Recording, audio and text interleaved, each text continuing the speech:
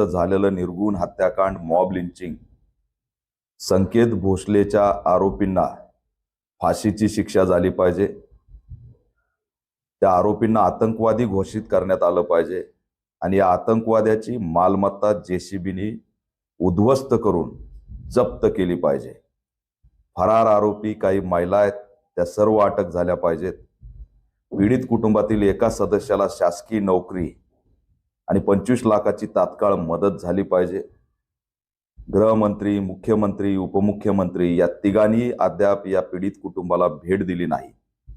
त्यामुळे या तिघांचं सरकार जातीवादी आहे असं आम्ही घोषित करून राज्यपालांनी तात्काळ राष्ट्रपती राजवट राज्यामध्ये लावली पाहिजे।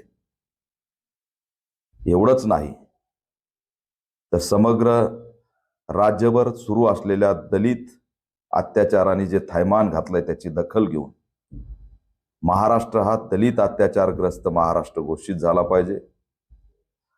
दलित अत्याचार ही राष्ट्रीय आपत्ती घोषित झाली पाहिजे आणि यावरती केंद्र आणि राज्य सरकारने ठोस भूमिका घेतली पाहिजे, ही सुद्धा मागणी आपण घेणार आहोत।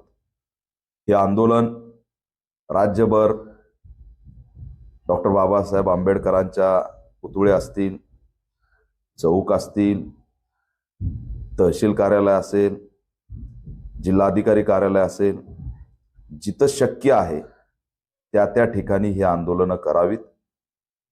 दलित लाईव्स मॅटर, जस्टिस फॉर संकेत भोसले अशा पद्धतीने टॅगलाईन बनवून हे आंदोलन लक्षवेधी करून राज्य सरकारचं या मुद्द्याकडे लक्ष जाईल आणि यातून संकेत भोसलेला न्याय देण्यास मदत होईल।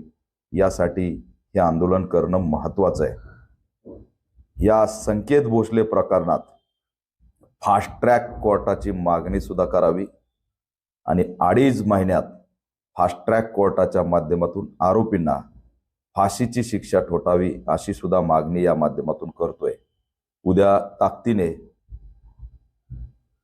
संवैधानिक मार्गाने आपण हे आंदोलन तीव्र कराल अशी आपल्याकडून अपेक्षा बाळगतो।